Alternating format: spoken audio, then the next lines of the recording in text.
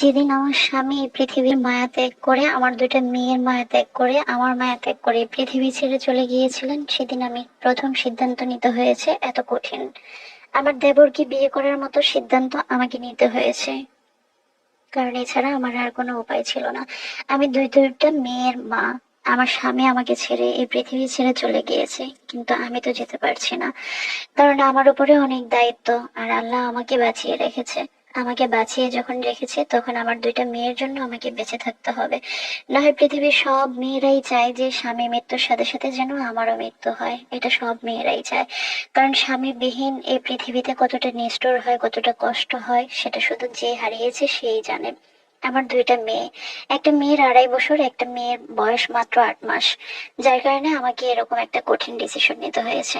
আমার স্বামীর সাথে আমার বিয়ে হয়েছে, যদিও দুজন দুজনকে ভালোবাসতাম, কিন্তু পারিবারিক ভাবেই আমাদের বিয়েটা হয়েছে। আমরা দুজন দুজনকে পছন্দ করতাম, সেটা আমাদের দুইটা পরিবারেই জানতো। আর জানতো বলেই আমাদেরকে খুব সুন্দরভাবে মেনে নিয়ে দুইটা পরিবারের মাধ্যমে আনুষ্ঠানিকভাবে আমাদের বিয়েটা সম্পন্ন হয়। খুব বেশি দিন আমি সংসার করতে পারিনি। সংসার বেশি দিন করতে না পারার কারণ হলো আমার স্বামী আমাকে ছেড়ে পরপারে চলে গিয়েছে। আমার স্বামীর সাথে আমার মাত্র 3.5 বছরের সংসার। এই 3.5 বছরে আমাদের কখনোই বড় ধরনের কোনো ঝগড়াঝাটি ঝামেলা হয়নি। আমাদের মধ্যে মান অভিমান হয়েছে, সেটা প্রত্যেকটা পরিবারেই হয়। প্রত্যেকটা স্বামী স্ত্রীর মধ্যে মান অভিমান হয়। আমাদের মধ্যেও সেম মান অভিমান হতো, আমরা আবার ভালো হয়ে যেতাম। কিন্তু কখনো বড় ধরনের কোনো ঝামেলা আমাদের মধ্যে হয়নি। আমরা কোনোদিনও একটা দিন কিংবা 24 ঘন্টা আমরা কথা না বলে একজন আরেকজনের সাথে ছিলাম না, কারণ দুজনেই দুজনের অনেক আদরের ভালোবাসার ছিলাম। আমার স্বামী আমাকে এতটাই ভালোবাসতো যে যে কোনো কিছুর বিনিময়ে সে আমাকে জয় করতে চেয়েছিল। যদিও খুব সহজভাবেই দুইটা পরিবার আমাদেরকে মেনে নিয়েছে, কিন্তু বিষয়টা এরকম হয়েছিল যে আমাদেরকে যদি আমাদের পরিবার মেনে না নেয়, তাহলে যে কোনো উপায়ে আমার স্বামী আমাকে বিয়ে করবে। প্রতিশ্রুতিগুলো আমাদের এরকমই ছিল। হয়তোবা যেখানে অনেক বেশি ভালোবাসা থাকে, সেখানে হয়তোবা ভালোবাসার দূরত্বটা আল্লাহ এভাবেই তৈরি করে দেয়। আমি যখন মা হই, তখন আমার বিয়ের 1 বছর পার হয়ে গিয়েছে। যখন মা হওয়ার খবর আমার স্বামী শুনে, কিংবা আমি শুনি, আমার পরিবার শুনে, আমার শ্বশুর শাশুড়ি শুনে, প্রত্যেকটা মানুষের কি যে খুশি, কি যে আনন্দ ছিল। আমার স্বামী পরিবারের বড় ছেলে হওয়াতে সমস্ত দায়িত্ব আমার স্বামীর ওপরেই ছিল। এটা নিয়ে কখনো আমার অভিযোগ ছিল না, কিংবা আমার স্বামীর অভিযোগ ছিল না। পরিবারের প্রত্যেকটা মানুষ এতটা হাসি খুশি আনন্দে ছিল। আমি আমার শ্বশুর শাশুড়ির সাথে গ্রামেই থাকতাম, কিন্তু আমার স্বামী ঢাকাতে চাকরি করতো। ঢাকাতে চাকরি করতো হিসেবে বাড়িতে সপ্তাহে একদিন থাকতো। হয়তো বৃহস্পতিবারে রাত্রে এসে শুক্রবারে বিকালে কিংবা শনিবারে ভোরবেলা চলে যেত। এভাবেই আমাদের সংসারটা তৈরি হয়। যখন আমি মা হওয়ার সংবাদ পাই, ওকে যখন আমি প্রথম জানাই যে তুমি বাবা হবে, আমি মা হব, সে যে কি আনন্দ হয়েছিল তার, কি যে খুশি ছিল, সে সাথে সাথে অফিস ছুটি নিয়ে বাড়িতে চলে আসে। আসার সময় এক গাদা মিষ্টি, সবার জন্য জামা কাপড়, সবার জন্য অনেক অনেক কিছু নিয়ে আসে। যেটা দেখে সবাই অবাক হয়েছে যে বাবা তো অনেক মানুষই হয়, তুমি তো একা বাবা হচ্ছ না। কিন্তু তার আনন্দটাই অন্যরকম ছিল। হয়তো বা বিষয়টা এরকম ছিল, একে তো ভালোবাসার মানুষ, দ্বিতীয়ত সেই ভালোবাসার মানুষেরই আরেকটা ভালোবাসার মানুষ জন্ম দিচ্ছে। হয়তোবা সেজন্যই তার আনন্দটা অনেক বেশি ছিল। আমি প্রথমে কন্যা সন্তানের মা হই। আমার স্বামী কতটা খুশি ছিলেন, কতটা আনন্দের মধ্যে ছিলেন যে সে বাবা হয়েছে। ওর আনন্দ, ওর হাসি, ওর খুশিগুলো এখনো আমি আমার চোখ থেকে সরাতে পারি না। ঠিক এভাবে আমাদের প্রত্যেকটা সিচুয়েশনে আনন্দগুলো ছিল। আমরা খুব আনন্দকে এনজয় করতাম। পরিবারের সবাইকে নিয়ে আমরা সেলিব্রেট করতাম যে কোনো কিছুই।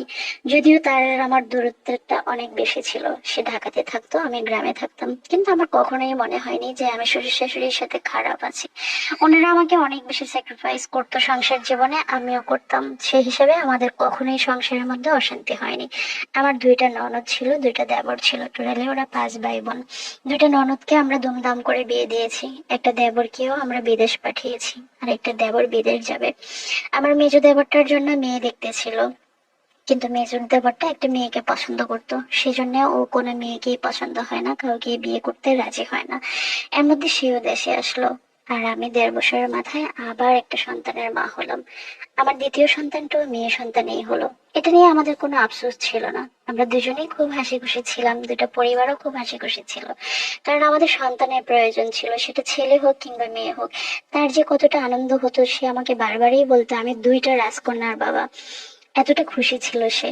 আমিও খুশি ছিলাম, কারণ তার খুশিতেই আমার খুশি। যখন একটা স্বামী এত কিছু মেনে নেয়, যে দুইটা মেয়ে, একটা অভিযোগ তার থাকে না, সে আমাকে এত রাজরানীর মতো করে রেখেছে, দুইটা মেয়েকে রাজকন্যার মতো রেখেছে, এটা আমার কাছে অনেক আনন্দের ছিল। তবে ইদানিং তার শরীরটা একটু খারাপ ছিল, সবসময় একটু অসুস্থ থাকতো, জ্বর ঠান্ডা এটা সেটা ওর লেগেই থাকতো। ওর চাকরির জায়গাতে কখনো প্রবলেম হয়েছে এরকম কোনো কিছুই শুনি না, তবে প্রায় শুনতাম তার বুক ব্যথা করে। এটা নিয়ে আমি খুব টেনশনে থাকতাম, সবসময় জিজ্ঞেস করতাম তোমার কোনো সমস্যা কিনা, ডাক্তার দেখাও, বড় কোনো সমস্যা কিনা। ও সবসময় বলে কোনো সমস্যা নেই, তোমাদের সাথে কথা বললে, তোমাদের সাথে থাকলে আমার ওইটা ফিলেই হয় না যে আমি অসুস্থ কিংবা আমার বুকে ব্যথা হয়। হঠাৎই একদিন আচমকা একটা দুঃসংবাদ আসলো। তার একজন অফিস কলিগ আমাকে ফোন দিয়ে বলল যে সাজিদ ভাই হঠাৎ অজ্ঞান হয়ে গিয়েছে, আপনার যদি কেউ সম্ভব হয় একটু ঢাকায় আসবেন। সাথে সাথেই আমার শ্বশুর চলে গেলেন আমার ছোট দেবরকে নিয়ে। কিন্তু সেখানে গিয়ে আমাদেরকে যে খবরটা দিল, হয়তোবা সেটার জন্য আমরা কেউই প্রস্তুত ছিলাম না। আমার স্বামী স্ট্রোক করে সাথে সাথেই মারা যায়। এই দুনিয়ার সমস্ত মায়া ত্যাগ করে সে চলে যায় অন্য একটা দুনিয়াতে। কি হবে আমার এই সন্তানের, কি হবে আমার মেয়েদের? আমি নিরুপায় হয়ে গিয়েছি। সেদিন আমার সিদ্ধান্ত নেওয়ার মতো কোনো কিছুই ছিল না। বারবারই মনে হয়েছে আমার দুইটা মেয়ে, এই বাড়িতে আমার থাকার মতো কোনো আর সুযোগ নাই, কোনো অপশনই রইলো না। কারণ গ্রামের মানুষ সবসময় চিন্তা করে ছেলে হলে হয়তো বা মেয়ে, ছেলের মায়ের ঠাঁই হবে শ্বশুর বাড়িতে। কিন্তু যেখানে দুইটা মেয়ে, সেখানে তো আমার এখানে ঠাঁই হওয়ার প্রশ্নই আসে না। বাবাবিহীন সন্তানের তো পরিবারে কিছুই থাকে না। আমি পাগল হয়ে গেছি, আমি অনবরত চিৎকার চেঁচামেচি করছি। আমার পরিবারের প্রত্যেকটা মানুষ হাউমাউ করে কাছে, আমার শ্বশুর শাশুড়ি আত্মীয় স্বজন প্রত্যেকটা মানুষ মনে হয় যে আমার দুইটা মেয়ে আর আমাকে নিয়ে পাগলের মতো চিৎকার দিচ্ছেন। কিন্তু আমার ভিতরে একটাই দুশ্চিন্তা, এই বাড়ি আমাকে ত্যাগ করতে হবে। যেখানে আমার স্বামী চলে গিয়েছেন দুনিয়া থেকে, সেখানে এই বাড়ি থেকে তো আমাকে অবশ্যই চলে যেতে হবে। আমি কোনোভাবেই যেন মেনে নিতে পারছিলাম না। আমার শ্বশুরকে বারবারই বলছিলাম, বাবা আপনার ছেলের সাথে আমাকেও মাটি চাপা দিয়ে ফেলুন, আপনার ছেলের সাথে আমিও চলে যেতে চাই, এই পৃথিবীতে তাহলে আমার জন্য কিছুই রইলো না। এমন করতে করতে আমি বারবার বেহুশ হয়ে যাই, বারবার জ্ঞান হারিয়ে ফেলে। আমার সেই ছোট ছোট দুইটা মেয়েও কয়েকবার যে জ্ঞান হারিয়েছে, হয়তোবা তাদের সাথে আল্লাহর রহমত ছিল, তারাও হয়তো অনুভব করতে পেরেছে যে তাদের সাথে কি হচ্ছে, তাদের বাবা এই দুনিয়া থেকে চলে গিয়েছে। না হয় এত ছোট ছোট বাচ্চাগুলা কিভাবে বারবার মোছা গিয়েছিল। আমি শেষ হয়ে যাচ্ছি। আমার মনে হয় যে তাকে এই দুনিয়া থেকে সরিয়ে দেওয়া কিংবা মাটি চাপা দেওয়া, সেটার মতো কষ্ট যন্ত্রণা আর কিছু হতে পারে না। এই দুইটা মেয়ে নিয়ে আমি কোথায় গিয়ে দাঁড়াবো? পরিবারটাই তছনছ হয়ে গিয়েছে, শেষ হয়ে গেছে সমস্ত কিছু, শেষ হয়ে গেছে আমাদের স্বপ্ন, শেষ হয়ে গেছে আমাদের ভালোবাসা। আমি পাগলের মতো কেঁদে বেড়াচ্ছি, আমি পাগলের মতো হয়ে গেছি। কোথায় যাব, কি করব, আমার মেয়েদের কি হবে, আমার ভবিষ্যৎ কি হবে? আমার বাবার বাড়িতে তো এত অট্টালিকা ছিল না যে আমার বাবার বাড়িতে আমি আশ্রয় নেব। আমি কোথায় গিয়ে দাঁড়াবো দুইটা সন্তান নিয়ে, আর মেয়ে সন্তান।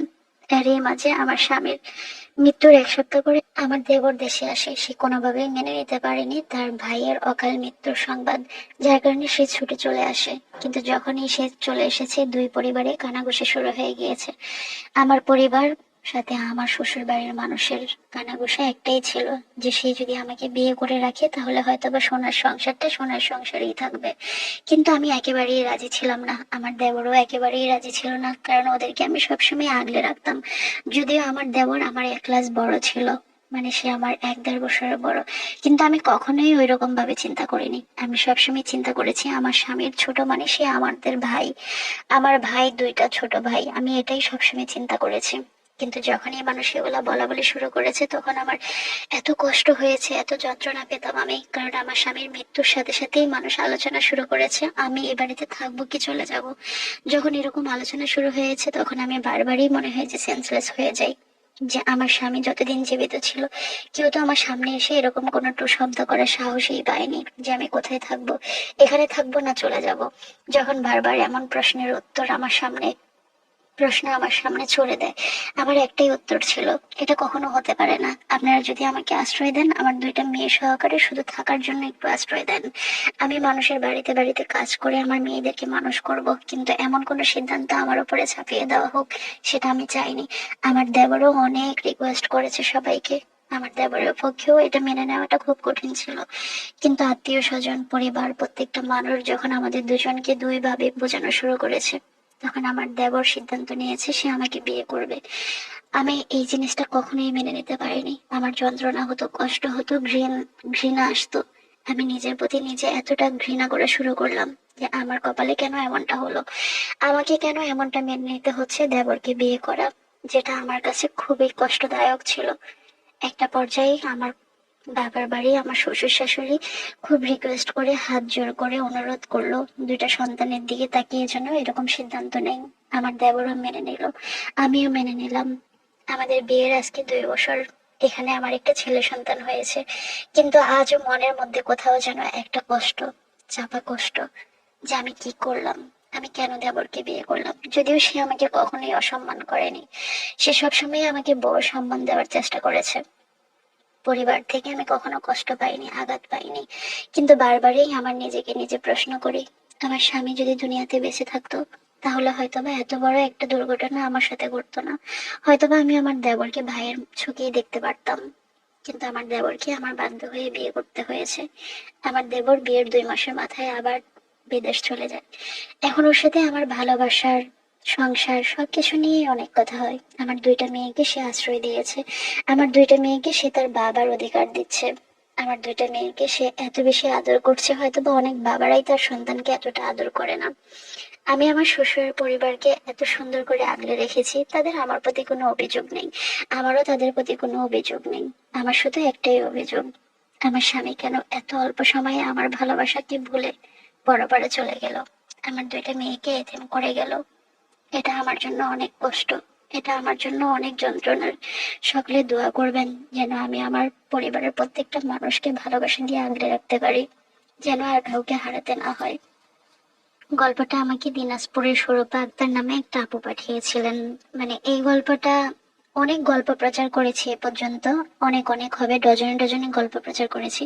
তবে অনেক গল্পের সাথে অনেক গল্প যখন মিলে যায় তখন সত্যি কান্না চলে আসে। এই গল্পটার সাথে আমার পারিবারিক অনেক সম্পর্ক আছে, অনেক মিল আছে, কিছু অমিলও আছে।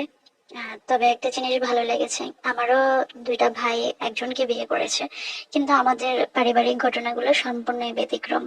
আমার ভাইও এই দুনিয়া থেকে চলে গেছে, তবে অন্যভাবে উনি দুনিয়া থেকে চলে গেছে। যাই হোক, যেহেতু আমি পরিবারের কোনো কিছুই শেয়ার করি না, ইনশাল্লাহ কখনো শেয়ার করলে বলবো। বাট এত মিল।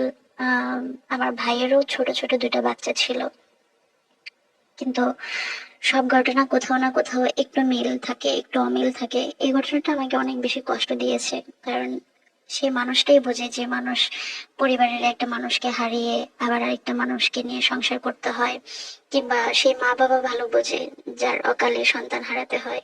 আমার মা বাবা এখনো প্রায় পাগল। তো যাই হোক আপু, দোয়া রইলো, আর এরকম সম্পর্ক আজীবন টিকিয়ে রাখবেন। আর সবচেয়ে বড় ক্রেডিট শ্বশুর শাশুড়িকে দিবেন।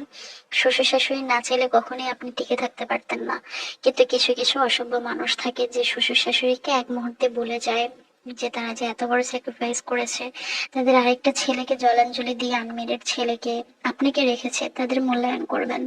কারণ তারা চাইলেই আপনাকে যে কোনো মুহূর্তে গাড় ধাক্কা দিয়ে বের করে দিতে পারতো, কিন্তু তারা সেটা করেনি। সেই মূল্যায়নটা অ্যাটলিস্ট দিবেন। আর অনেক দোয়া করি সুন্দর জীবন যাপন করুন, বাকি জীবন যেন আর কাউকে হারাতে না হয়। আল্লাহ হাফেজ।